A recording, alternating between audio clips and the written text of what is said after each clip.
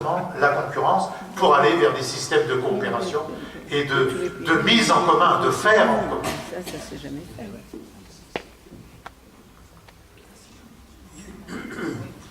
Moi, je voudrais... Non, j'ai déjà le micro. Jackie. Donc, j'y vais. J'ai une question sur le...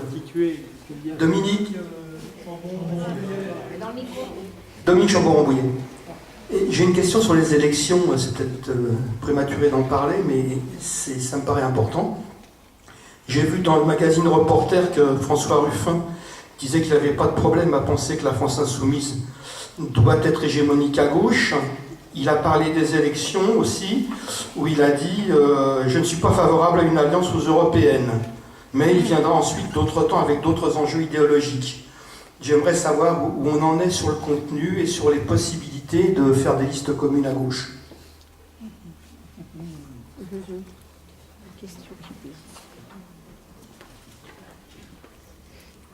Oui, moi je voudrais savoir quand ont lieu ces élections européennes. Et il faudrait que les militants communistes et les progressistes, ils aient en main un programme qui leur permette dès maintenant de réfléchir à la situation qu'il y a en Europe, mais il faut qu'on donne des billes aux camarades. C'est-à-dire, les élections vont avoir lieu à quelle période, hein, qu'il y ait un groupe de camarades, même en dehors des élus, qui se réunissent pour mettre en place un programme et les positions que nous allons défendre dans ces élections européennes. Je crois que c'est capital. Sinon, on tourne comme ça en rond, on sort des réunions, on connaît quelques éléments, mais c'est terminé. On a besoin, si les élections ont lieu l'année prochaine, je pense que c'est l'année prochaine, eh bien, on a besoin dès maintenant que les militants communistes aient des documents où ils peuvent réfléchir et apporter leur contribution à la campagne. Voilà.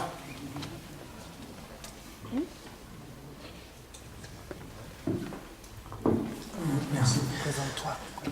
Aslancienne, représentant de la communauté kurde des Yvelines, en même temps adhérent au PCF Intra. J'aurais deux questions à poser sur l'international. Voir la position de l'Union européenne sur les élections anticipées en Turquie aujourd'hui, sachant que on passe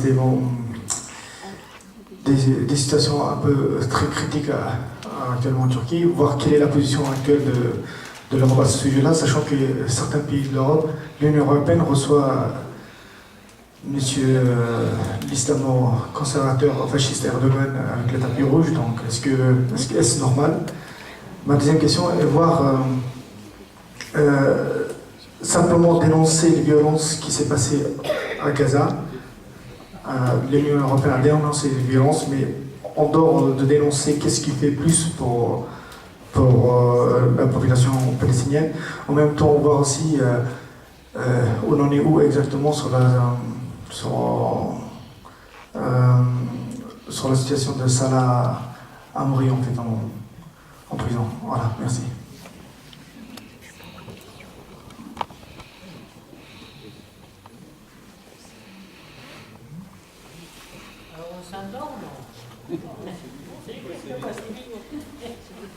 Oui,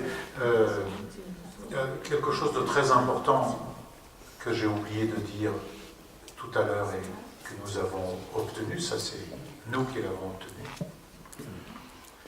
Vous vous rappelez peut-être que M. Sarkozy et Mme Merkel s'étaient mis d'accord sur le fait qu'on allait supprimer le Fonds européen d'aide aux plus démunis.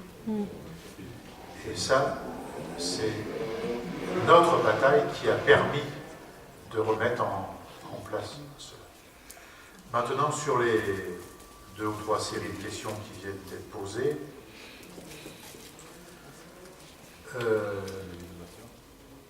moi je vous dis mon idée personnelle sur la question des listes à gauche. Il serait souhaitable d'avoir des listes communes à gauche. Mais évidemment, il faut discuter du contenu. Moi, j'aurais beaucoup de mal à aller sur une liste où on approuve l'alliance avec l'extrême droite en Italie, par exemple.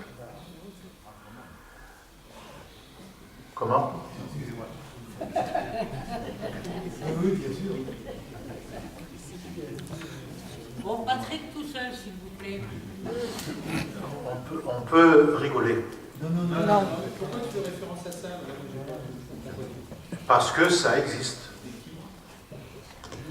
Il y a des choses qui se disent depuis quelques heures et où on dit clairement qu'il faut approuver.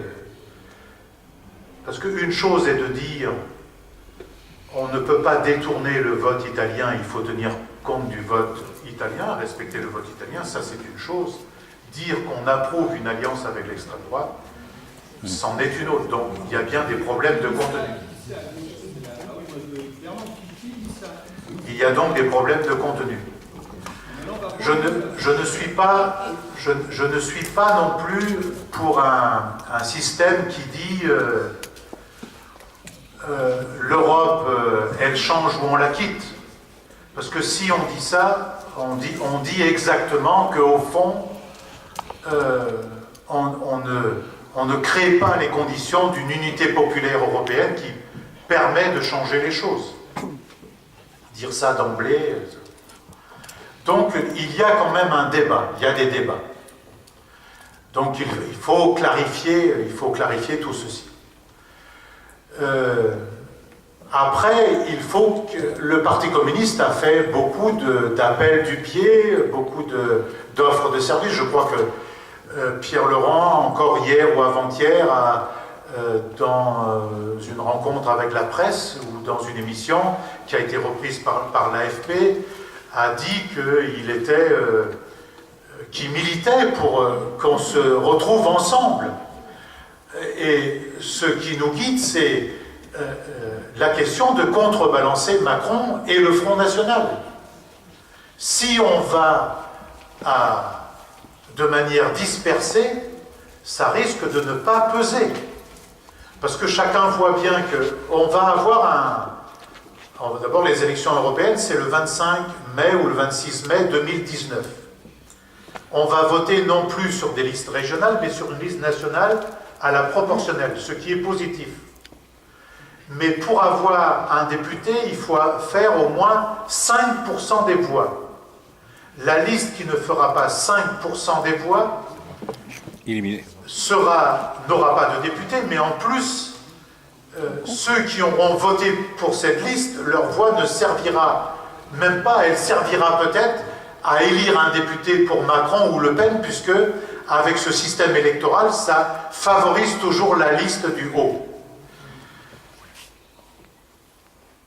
Donc, beaucoup d'arguments militent pour faire un contrepoids à Macron et à Le Pen. Mais encore faut-il vouloir se mettre autour d'une table et discuter. Je sais qu'il y a des discussions il y a eu des rencontres en tout cas entre le Parti communiste et les écologistes, entre le Parti communiste et Hamon, le Parti communiste et d'autres forces ensemble, etc. Mais il n'y en a pas entre le Parti communiste et c'est tout. Il n'y a pas de rencontre avec d'autres forces aujourd'hui, pas du fait du Parti communiste, mais parce que c'est refusé. Mais si on va aux élections européennes avec une des forces politiques qui, mettons, fait 12 ou 13% des voix, une autre, le Parti socialiste, fait 7-8%, et puis les autres sont dans une situation d'être à plus ou moins 5%, on peut se retrouver à Génération, les écologistes, le Parti communiste et je ne sais qui encore, le NPA, on va faire en deçà de 5%, on n'aura aucun élu.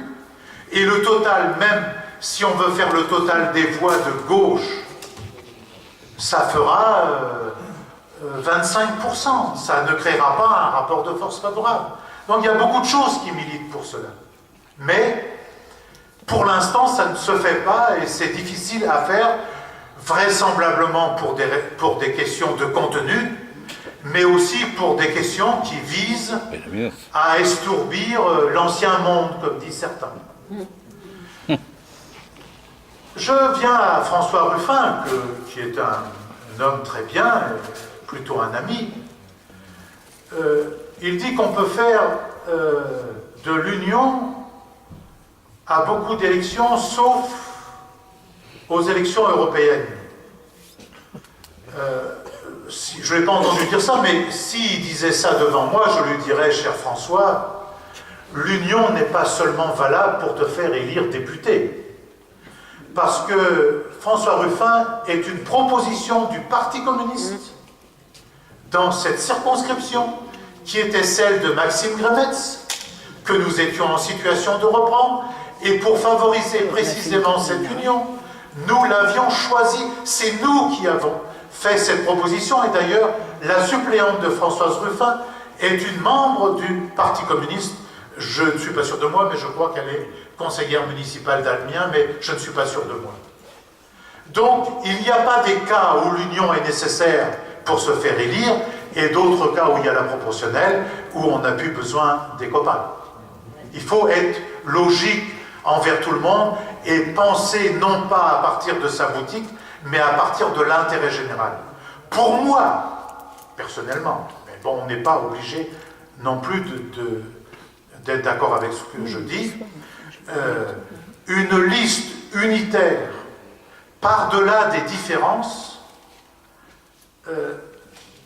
nous permettant de faire un score assez élevé pour emmener dans l'enceinte du Parlement européen suffisamment de députés qui peuvent contrebalancer Macron et surtout l'extrême droite, je pense que c'est plutôt positif du point de vue de l'intérêt général, pas du point de vue de tel ou tel parti, mais du point de vue de l'intérêt général. Je crois que nous avons toujours réfléchi au sens de l'intérêt général.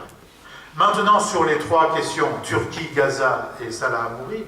Salah Hamouri, la situation est très difficile, puisque les informations que nous avons nous laissent présager malheureusement qu'on va encore prolonger plutôt sa détention administrative encore de 3 mois, et toujours sans documents, sans procès, sans preuve, sans qu'il y ait de chef d'accusation. Donc tout ce que nous faisons les uns et les autres partout où nous nous retrouvons, vaut mieux continuer. Ça devient d'ailleurs un problème pour les autorités françaises elles-mêmes, parce que les autorités françaises, jusqu'au plus haut niveau, sont intervenues en faveur de Salah Hamouri. Pas seulement l'ambassade. Le ministre des Affaires étrangères est intervenu, le président de la République. Et on peut considérer aujourd'hui quand même qu'on est un peu humilié. La France, comme France, c'est-à-dire nous tous, notre République, on est humilié. Et quand il y a une humiliation comme ça, quand s'ajoute, le mot n'est pas bien approprié, quand en même temps que tout ça, il y a ce qui se passe à Gaza, le président de la République ne doit pas recevoir le Premier ministre israélien le 5 juin. On ne doit pas accepter cette humiliation au nom même de la démocratie, au nom de notre République. Pas parce que nous avons des acrimonies vis-à-vis de M. Macron ou des désaccords de M. Macron, mais nous voulons lui rendre service. On ne peut pas nous marcher dessus comme un tapis de sol. Et il doit dire, parce que nous avons obtenu que le Premier ministre n'aille pas ouvrir la saison France-Israël à Jérusalem, qui devait faire la semaine dernière. Il faut que le président de la République, et nous allons multiplier les interventions en sa direction pour lui dire non. C'est notre République, notre pays qui est en jeu. Il y a eu des chefs d'État qui ont refusé quand nos intérêts étaient mis en cause, quand la France n'était pas respectée, on refusait de voter des textes à l'Organisation des Nations Unies, on refusait de recevoir des chefs d'État. Parce que le refus, il ne vaut pas que pour Maduro, les chefs d'État en Iran ou Poutine. Ça ne vaut pas que pour eux. Là, on est face à un pays qui est en train d'occuper un autre pays, qui massacre un peuple. Parce que sur la question de Gaza, on ne peut pas dire que l'Union européenne ne fait rien pour les Palestiniens. L'Union européenne emmène beaucoup d'argent pour les Palestiniens. D'ailleurs, sans l'Union européenne, leur situation serait plus difficile. Mais je vais régulièrement, à peu près tous les 6 mois, en Palestine, vérifier comment l'argent est utilisé en Cisjordanie, à Jérusalem et à Gaza. Maintenant, on m'a interdit d'entrer, mais cet argent est bien utilisé pour les écoles. Il est utilisé pour faire des routes. Il est utilisé pour, en lien parfois avec l'UNRWA, l'agence de l'ONU, pour donner à manger aux gens. Il est utilisé pour faire des installations électriques, pour mettre des pompes à eau dans la vallée du Jourdain, mais les Israéliens les détruisent. Et l'Union européenne ne dit rien, elle reconstruit. Je ne dis pas qu'il ne faut pas reconstruire, mais on ne peut pas reconstruire dans le silence. Donc l'Union européenne fait des choses. Et ce matin, j'ai eu une polémique avec je peux expliquer pourtant, je m'entends bien avec ce qu'on appelle la haute représentante de l'Union européenne pour les affaires extérieures et la sécurité, Madame Mogherini. Parce que je pense qu'elle est dans ce combat-là plutôt de notre côté. Mais je me suis un peu engueulé avec un de ses adjoints sur la question des actes. Parce que ça ne suffit pas de dire il faut à Gaza de la retenue, il faut de la proportionnalité. Non. Non seulement il faut condamner, mais maintenant il faut des actes. Il y a un acte qui ne coûte pas 1 centime, un acte politique qui ne coûte pas 1 centime et qui contribuerait à la modification du rapport de force, ce serait de reconnaître l'État palestinien. Face aux Américains, qui eux font exactement le contraire, il faudrait un acte politique. Alors elle n'est pas libre de ces mouvements, parce que le statut de la haute représentante, ce que quelqu'un m'a dit tout à l'heure, qu'on savait tout parce qu'on lisait l'Humanité, moi je dis tranquillement que je ne sais pas tout, et pourtant je lis l'Humanité, mais ce que j'ai appris au fil du temps, que la haute représentante pour l'Union européenne, elle n'est pas libre. Pourquoi? Parce qu'elle est à la fois vice-présidente de la Commission européenne, mais elle est aussi mandatrice du Conseil européen. Et sur des sujets comme celui-là, au Conseil européen, il faut ce qu'on appelle l'unanimité. Nous, d'ailleurs, on a souvent prôné l'unanimité. Dans ce cas-là, si elle n'avait pas l'unanimité, mais si on arrivait à dégager un groupe de pays, France, Allemagne, il faut l'Allemagne, Espagne, Portugal, Italie hier, peut-être un pays nordique, la Suède, qui a reconnu l'État palestinien. Si on était capable de faire un bloc de pays qui donne mandat à Mme Mogherini de au moins faire une déclaration qui permet au Parlement européen de voter, parce que nous avons déjà voté pour la reconnaissance de l'État palestinien, mais dans la précédente mandature. Mais c'est au Conseil qu'il faut débloquer. Et il faut arriver à dire, il faudrait que des pays disent je suis neutre, je m'abstiens. Parce que contrairement à ce qu'on croit aussi, à propos de la campagne sur l'antisémitisme, c'est les pays les plus antisémites qui sont les alliés d'Israël. C'est la Pologne, la Hongrie qui sont les alliés d'Israël et qui bloquent toute résolution dans l'enceinte du Conseil des chefs d'État et de gouvernement. Et donc, il y a... moi, je vais faire un travail, parce que j'ai vu ce matin un juriste, et puis j'ai trouvé quelqu'un parce que je suis membre de la délégation du Parlement européen qui est chargé des liens avec la Palestine. Et ce matin, moi je n'ai pas sollicité, quelqu'un est venu me chercher, venu me trouver, avant d'ailleurs cette polémique avec l'adjoint de Mme Mogherini, sur ce problème-là. Et il faut trouver un joint et un mouvement, continuer un mouvement populaire un peu partout pour faire reconnaître l'État palestinien. Mais il y a une question. Si Macron reconnaissait l'État palestinien, s'il disait, juridiquement, il a les outils pour le faire, puisque l'Assemblée nationale et le Sénat ont voté pour ça. S'il disait, je tiens compte de mon Parlement et je reconnais l'État palestinien, il débloque une situation. Et donc la bataille que, donc je ne dis pas, je répète, parce que j'ai été un peu meurtri quand même par cette remarque, nous ne sommes pas face à un mur, nous sommes dans des combats durs, des combats de classe, des combats géopolitiques, des combats internationalistes de premier ordre.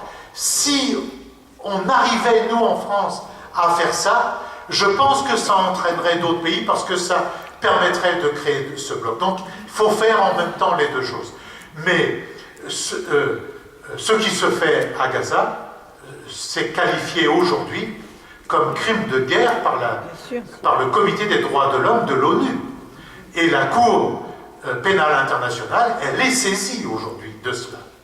Alors, le tribunal pénal, il y a quelques mois, sur le même sujet, le président du tribunal pénal, il y a quelques mois, a dit qu'il ne pouvait pas prendre position parce que manifestement, il ne jugeait pas à partir du droit, mais à partir d'une sorte de rapport de force et de pression qu'il avait, mais on peut faire les pressions inverses. Et l'autre chose que nous pouvons faire, c'est militer. Alors, ce que je dis est discuté, certains ne sont pas de mon opinion, même dans mes amis, mais moi je crois qu'il faut rompre l'accord d'association avec Israël. On a gagné en Afrique du Sud parce qu'on a commencé à faire le boycott militaire et économique. Et dans un cas comme celui-là, où il y a crime de guerre, où on ne respecte pas le droit international, où on est une force d'occupation, où on met les gens, les militants politiques en prison, ad vitam aeternam, où 2 millions d'habitants sont mis de facto dans une prison qui s'appelle Gaza, où on met des checkpoints partout, où on fait un mur, où en fait on ne veut pas faire l'État palestinien, je crois qu'il n'y a pas d'autre solution pour les faire reculer que de mener cette bataille. J'en viens à la Turquie. L'attitude de l'Union européenne vis-à-vis de la Turquie, vis-à-vis de M. Erdogan, est d'une complicité criminelle. Pourquoi?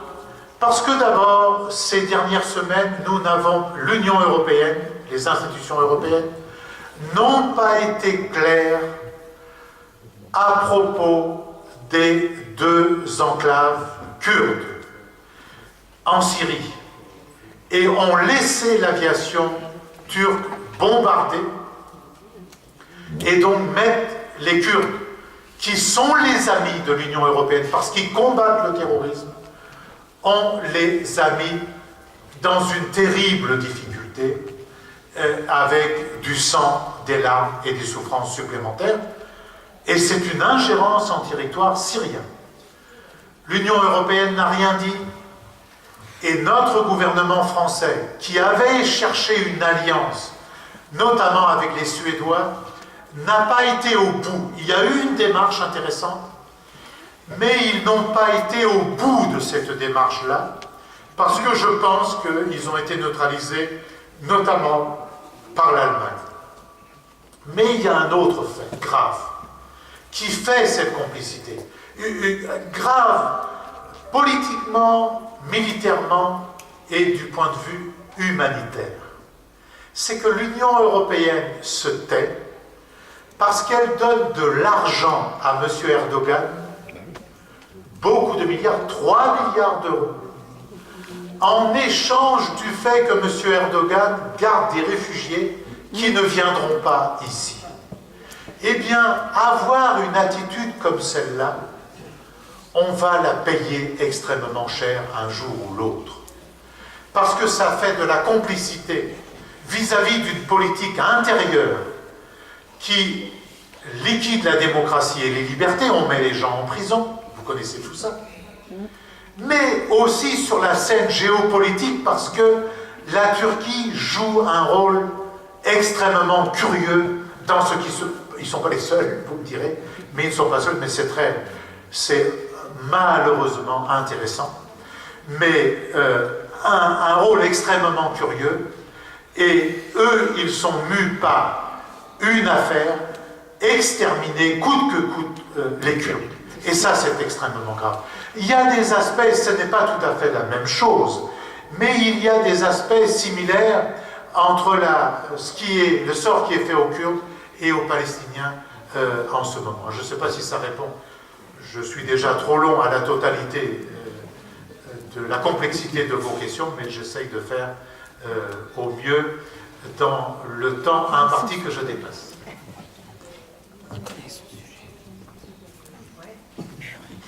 Oui, ça va être difficile de reprendre après, je te dire. Alors, Mais non, tu vas y arriver. Allez, courage. Bon, moi, effectivement,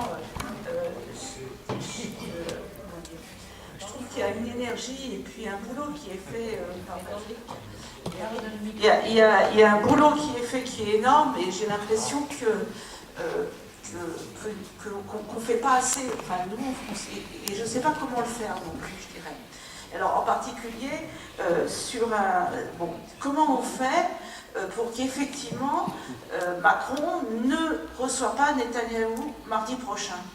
Je veux dire, les dernières manifs, les actions qu'il y a eu par rapport à Gaza, il y avait un peu de monde, plus que ce que je croyais au départ, mais c'était quand même pas une grande mobilisation. Donc comment, enfin je veux dire, quels moyens on se donne voilà, pour y arriver, quoi, parce que bon, il y a un optimisme sur le fait qu'on va y arriver, moi je le sens pas bien, quoi, je dirais. Alors ça c'est par rapport aux Palestiniens, à la Palestine, et donc on sent bien que c'est le rapport de force qui va faire que Macron va finir par ne pas y aller, quoi, ne pas le recevoir. Après, bon, moi je me suis un peu impliquée au départ dans le problème des migrants. Et quelque part, donc il y a eu ce week-end des états généraux des migrations, et puis je me disais, j'étais vachement heureuse de la sortie du livre et nos frères pourtant, donc je l'ai lu en me disant, après je vais essayer d'aller le discuter avec ceux qui font des choses et qui ne sont pas au parti. Aujourd'hui sur les Yvelines, c'est visiblement l'ALDH et les communautés chrétiennes, je dirais. C'est pas que le secours catholique, il y a aussi les protestants. Et moi, j'arrive pas à savoir si dans mes camarades des Yvelines, il y en a qui participent. Donc c'est plutôt du côté d'Achères, les comités sont plutôt côté Triel, Achères, du nord des Yvelines, plus que sur notre secteur, moi je suis le secteur sud. Donc j'arrive pas à savoir parce que j'ai lancé 2-3 ballons et puis il n'y a rien, il n'y a pas eu de retour. Donc je dis ça. Et puis, puis tout d'un coup, donc je l'ai lu avant de pouvoir aller en discuter, je l'ai lu, et puis j'étais presque, je me disais c'est un moyen d'aller montrer que le parti, que le Garrick ait fait les choses. Alors, et puis je suis arrivée sur une phrase qui m'a du coup interpellée, c'est sur ce qui a été décidé à la Commission européenne, écoutez le Parlement européen, dans le chapitre. Au Parlement européen. Oui, écoutez le Parlement européen. Et donc, c'est que les personnes nécessitant une protection internationale la reçoivent plus rapidement, tandis que ceux ne remplissant pas les conditions pour recevoir le statut de demandeur d'asile soient renvoyés rapidement et dans la dignité. Alors, c'est vrai que je la sors de l'ensemble du texte, mais du coup, je me sens mal à l'aise pour aller en débattre. Voilà, c'est juste. Oui, mais c'est une position du Parlement européen, pas du Parti communiste ni la mienne. Par contre, mal présenté alors dans le texte. Non, mais par contre,